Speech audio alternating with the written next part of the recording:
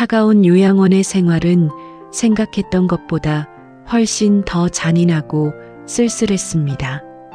사방이 온통 하얀 벽으로 둘러싸인 그곳의 복도에는 아침부터 밤늦게까지 정적을 깨우는 정체 모를 텔레비전 소리만 공허하게 울려 퍼졌습니다.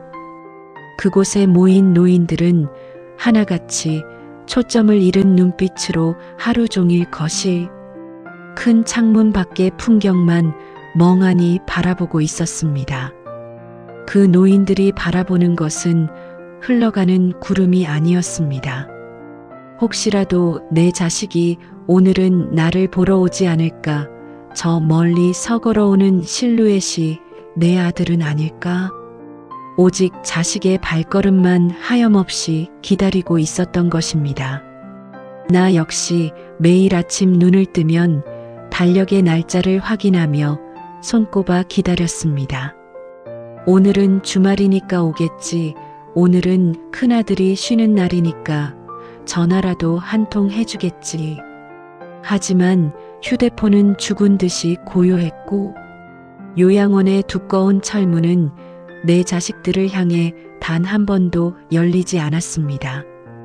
자식들은 바쁘다는 핑계로 연락을 점점 더 끊어갔고 나는 그렇게 세상에서 서서히 잊혀가는 존재가 되어갔습니다.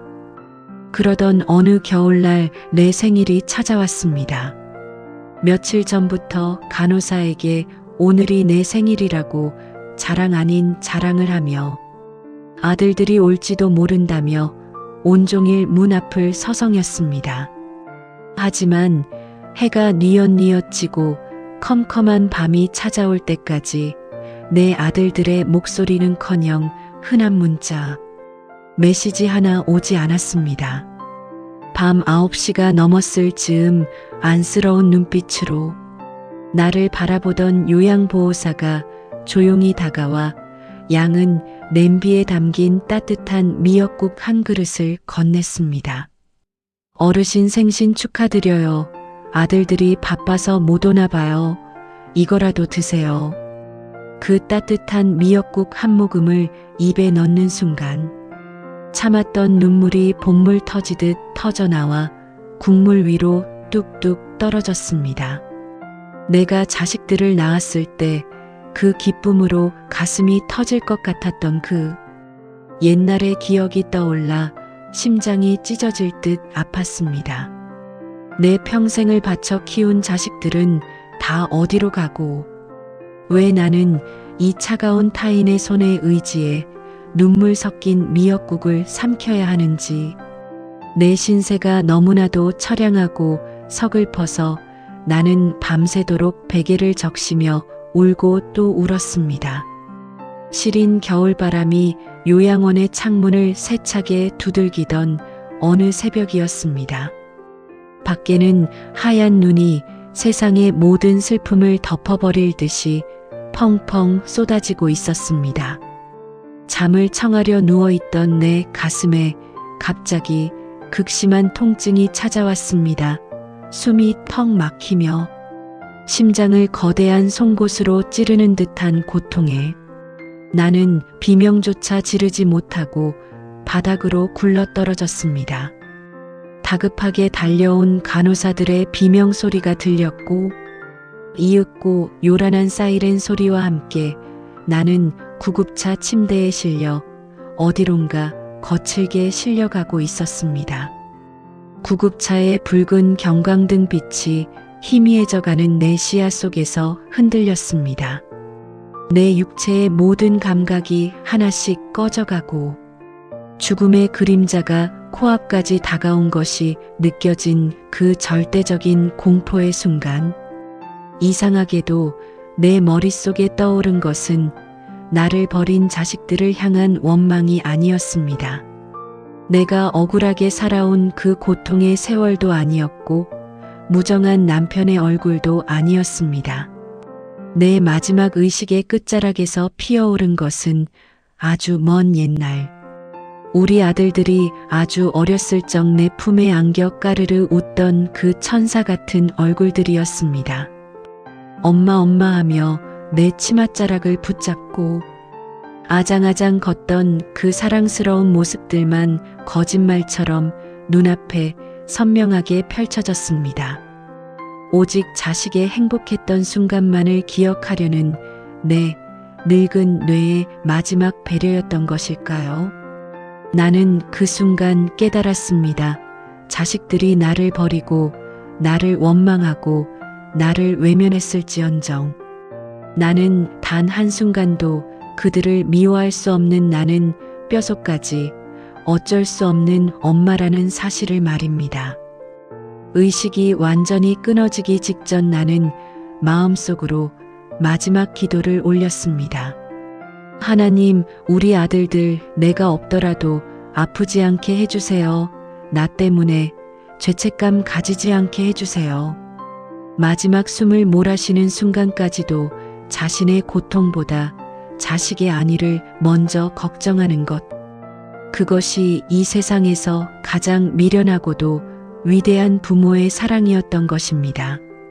자식들이 이 처절한 어미의 마음을 10분의 1이라도 헤아릴 수 있다면 얼마나 좋을까요?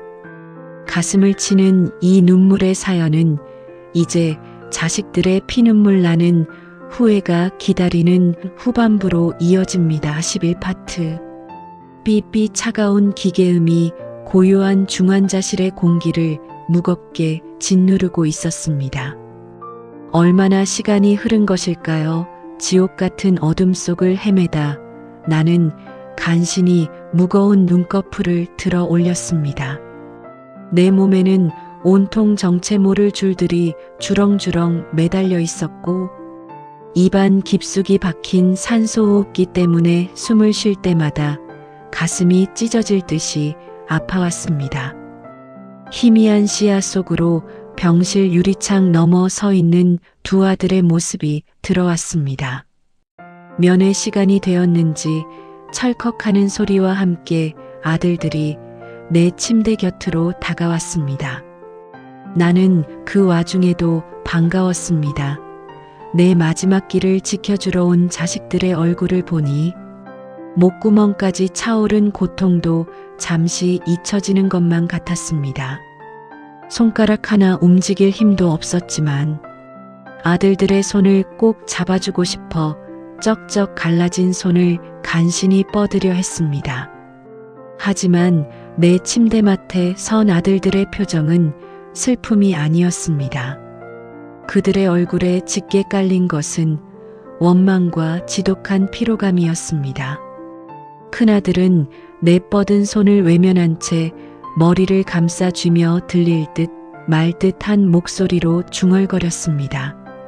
엄마, 솔직히 우리도 이제 정말 힘들어. 왜 자꾸 이렇게 쓰러져서 사람 피를 말려. 작은 아들 역시 형의 눈치를 보더니 내 가슴을 갈기갈기 찢어발기는 잔인한 말을 보탰습니다. 이러다 중환자실 비용 몇 천만 원 나오는 거 아냐? 형, 나 요즘 사업 부도 직전이란 말이야. 엄마 때문에 나 진짜 미치겠어. 자식들의 그 날카로운 한마디 한마디가 내 늙은 심장에 날카로운 비수가 되어 사정없이 꽂혔습니다. 산소호흡기가 들썩일 정도로 나는 숨이 턱 막혀왔습니다. 내가 평생을 바쳐 내 살을 깎아먹이며 키운 내 자식들에게 나는 이제 그저 빨리 사라져 주어야 할 거대한 짐덩어리에 불과했던 것입니다. 나를 바라보는 자식들의 원망 섞인 눈빛을 보며 나는 비로소 깨달았습니다. 아내가 살아있는 것 자체가 내 아이들에게는 커다란 불행이구나. 내가 이 세상에 남아있으면 안 되는 거였구나. 자식들에게 버림받았을 때보다 내가 내 자식의 앞길을 막는 짐이 되었다는 사실을 깨달은 그 순간이 평생에서 가장 처절하고 절망적인 순간이었습니다. 눈물이 뺨을 타고 흘러내려 산소호흡기 틈새로 스며들었지만 나는 소리내어 울 수도 없었습니다. 부모라는 존재는 왜 마지막 순간까지도 자식에게 미안해하며 스스로 죄인이 되어야 하는 것일까요? 그날 밤 자식들이 모두 돌아가고 소리 없는 어둠이 찾아왔을 때 나는 평생 가장 독한 결심을 내렸습니다. 더 이상 자식들에게 피눈물을 흘리게 할 수는 없었습니다. 내가 이 병원에 붙어 있을수록 내 아이들의 가정이 파탄 날 것이 뻔했으니까요. 새벽 3시 모두가 깊은 잠에 빠져 정막만이 흐르던 시간, 나는 내 몸에 꽂혀 있던 주사바늘을 손떨덜 떨며 하나씩 뽑아냈습니다. 살이 찢어지는 고통에 신음소리가 새어나왔지만 이를 악물고 참아냈습니다. 산소호흡기를 벗어던지자 숨이 턱 끝까지 차올랐지만 나는 굽은 허리를 간신히 일으켜 요양원에서 들고 왔던 낡은 가방을 끌어안았습니다. 그리고 아무도 모르게 도둑처럼 중환자실을 탈출해 차가운 밤거리로 나섰습니다. 차가운 겨울바람이 환자복 사이로 사정없이 파고들었고 다리가 후들거려 몇 번이나 길바닥에 쓰러졌습니다. 무릎에서 피가 흐르고 숨이 멎을 것 같았지만 나는 오직 하나 내 오랜 집으로 가야 한다는 일념으로 기어가다시피 걸었습니다. 지옥 같은 시간을 지나 마침내 도착한 차가운 빈집.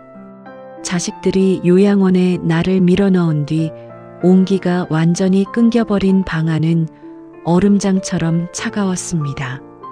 싱크대에는 마른 먼지만 텅 빈 채 서서성였고 방바닥의 한기는 뼛속까지 시려왔습니다. 나는 불도 켜지 않은 컴컴한 방 한구석에 앉아 장롱문을 열었습니다. 그리고 그 안에 깊숙이 숨겨두었던 낡은 통장 한 권을 꺼내 들었습니다. 달빛에 비추어 본 통장의 맨 아랫줄 그곳에는 지워지지 않는 선명한 숫자가 찍혀 있었습니다. 4,700만 원. 내 평생을 시장 바닥에서 뒹굴며 안 먹고 안 입고 눈물로 모은 내 전 재산이었습니다. 그 숫자를 바라보며 나는 나도 모르게 참으로 쓸쓸하고도 슬픈 미소를 지었습니다. 그래, 이 돈이면 내가 갑자기 죽어도 우리 아이들 장례비 걱정은 없겠네. 엄마 병원비 때문에 형제들끼리 싸울 일은 없겠네. 돈을 보며 안도하는 내 모습이 너무나도 서글퍼서 눈물이 통장 위로 툭 투둑 떨어졌습니다. 차가운 방바닥에서 홀로 얼어붙어 가면서도 노모는 자식들이 장례비 때문에 곤란해할까봐 그 걱정마저 미리 덜어두고 있었던 것입니다. 세상에 이토록 미련한 부모가 또 어디에 있단 말입니까? 점점 육신의 불꽃이 꺼져가는 것을 직감적으로 느낀 그날 밤 나는 덜덜 떨리는 손으로 볼펜을 쥐었습니다. 내 소중한 자식들에게 마지막으로 남길 편지를 써야 했기 때문입니다. 이미 시력이 다 흐려져서 공책의 줄이 제대로 보이지도 않았고 손가락 뼈마디가 굳어 글씨 하나를 적는데도 온몸의 진이 다 빠져나갔습니다. 빗둘빗둘 지렁이가 기어가는 것 같은 글씨로 나는 가슴속에 묻어둔 고백을 적어 내려갔습니다. 우리 아들들아, 엄마는 정말 괜찮다. 너희가 나를 요양원에 두고 간 것도, 병실에서 원망 섞인 말을 한 것도 엄마는 다 이해한다. 다 내가 못난 어미 탓이다라. 그러니까 너희들은 절대 미안해하지 마라. 엄마는 원망 같은 거 단 한 조각도 품지 않았다. 오히려 너희가 어릴 적에 내 품에 안겨 환하게 웃어주던 그 모습만으로도 이 어미는 평생을 너무나도 과분하게 행복했다. 지독한 가난 속에서도 너희 둘이 내 자식으로 태어나 준 것이 내 인생의 가장 큰 축복이었다. 그러니 내 죽음을 두고 슬퍼하거나 죄책감 갖지 말고 너희들끼리 우애 깊게 행복하게 잘 살아야 한다. 편지를 적어 내려가는 동안 주체할 수 없이 쏟아진 눈물이 종이 위로 뚝뚝 떨어졌습니다. 먹물이 번져 글씨가 형편없이 흐려졌지만 나는 멈추지 않고 손을 움직였습니다. 자식들이 내 마지막 편지를 읽고 혹시라도 마음 아파할까봐 글기마다 행복했다. 괜찮다는 거짓말을 채워 넣었습니다. 평생을 자식에게 속아 살고 마지막 순간까지도 자식을 속이며 안심시키려는 것이 부모라는 존재의 본능이었던 것입니다. 어두운 방 안 홀로 외롭게 유서를 적어 내려가던 노모의 거친 숨소리는 점점 더 잦아들고 있었습니다. 방 안가득 고인 눈물 냄새를 뒤로 한 채 이야기는 마침내 가슴 찢어지는 종착역을 향해 달려갑니다. 어느덧 봄날의 푸르스름한 새벽빛이 차가운 창문 틈새로 가만히 스며들기 시작했습니다. 창밖 멀리 서는 무심하게도 작은 새들의 지저귀는 소리가 청아하게 들려왔습니다. 나는 마지막 남은 힘을 다해 장롱 속에서 꺼낸 통장과 방금 쓴 유서를 낡은 가방 속에 소중히 집어넣었습니다. 그리고 그 가방을 마치 세상에서 가장 귀한 보물을 지키듯 내 여인 품에 꼭 끌어안았습니다. 온몸의 온기가 발끝에서부터 천천히 빠져나가는 것이 느껴졌습니다. 가슴의 통증도 지독했던 외로움도 이상하게 그 순간만큼은 서서히 멀어져 갔습니다. 그리고 나는 조용히 눈을 감았습니다. 평생을 고단하게 달려온 노모의 심장이 마침내 거룩한 멈춤을 맞이한 것입니다. 그로부터 몇 달의 세월이 흘렀습니다. 엄마가 요양원을 탈출했다는 소식을 듣고도 바쁘다는 핑계로 귀찮다는 이유로 찾지 않던 아들들은 연락이 전혀 안 된다는 이웃, 주민의 불길한 신고를 받고서야 자식이라는 이름으로 오랜만에 엄마의 집을 찾았습니다. 철컥 문을 열고 들어선 아들들은 휑한 집안을 가득 채운 시커먼 먼지와 싸늘한 도끼에 숨을 멈추었습니다. 거실 구석 낡은 이불을 뒤집어 쓴 채 얼어붙은 미라처럼 굳어있는 엄마의 시신을 발견한 순간 두 아들은 비명조차 지르지 못했습니다. 엄마는 마지막 순간까지도 가방을 품에 꼭 안고 계셨습니다. 큰아들이 덜덜 떨리는 손으로 엄마의 굳은 팔을 간신히 벌려 그 가방을 빼내 지퍼를 열었습니다. 가방 안에서 가장 먼저 나온 것은 수십 년의 피눈물이 찍힌 오래된 통장이었습니다. 통장의 맨 아랫줄에 찍힌 잔액 4,700만 원을 본 순간 아들들의 눈동자가 사정없이 흔들렸습니다. 그리고 통장 겉면에 쩍쩍 갈라진 손으로 빗둘빗둘 적어둔 엄마의 친필 메모가 아들들의 시선을 사로잡았습니다. 우리 아들들 병원비 꽤 나온다고 걱정했지? 엄마가 다 두고 간다. 장례비도 여기 다 들어있으니 나 때문에 돈 쓸 생각하지 마라. 그리고 남은 돈은 우리 착한 아들들 사이좋게 나눠 가져라. 엄마가 미안하다. 그 짧은 메모를 읽는 순간 중환자실에서 엄마에게 병원비 걱정을 하며 원망을 쏟아냈던 자신들의 추악한 모습이 떠올라 아들들의 심장은 그대로 내려앉았습니다. 엄마는 가난했던 것이 아니었습니다. 자식에게 마지막 순간까지 부담을 주지 않으려고 평생을 스스로 굶주리며 목숨을 바꾸어 돈을 모으고 계셨던 것입니다. 장례식이 어떻게 지나갔는지도 모른 채 통곡과 피눈물로 장례를 끝마친 뒤 큰아들은 텅 빈 엄마의 방에 홀로 앉았습니다.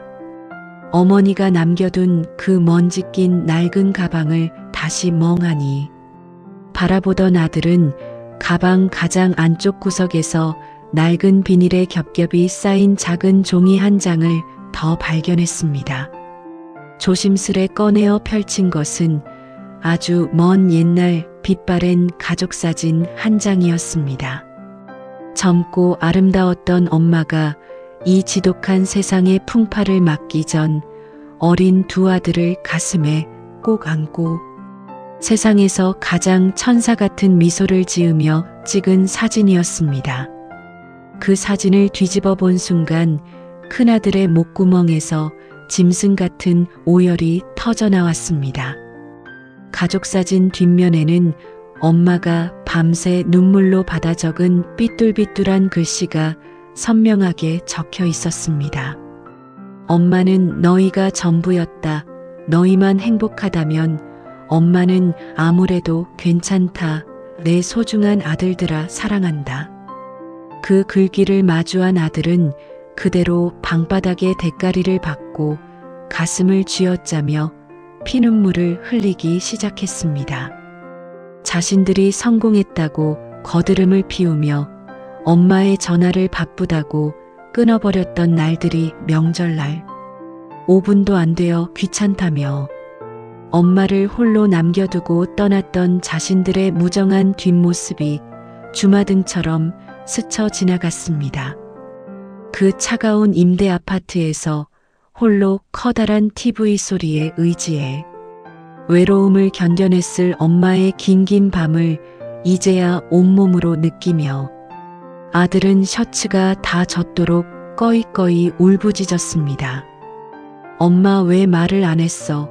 엄마가 다 굶고 모은 돈인 줄도 모르고 우리가 무슨 짓을 한 거야? 엄마 미안해. 제발 한 번만 눈 좀 떠봐 엄마.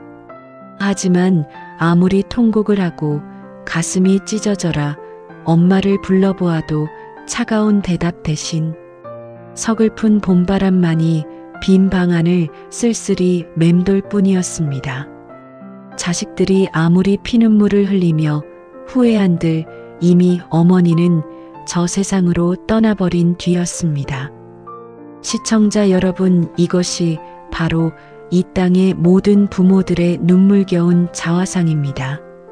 세상에 그 어떤 자식이 부모의 그 거대하고 숭고한 사랑의 깊이를 다 헤아릴 수 있겠습니까?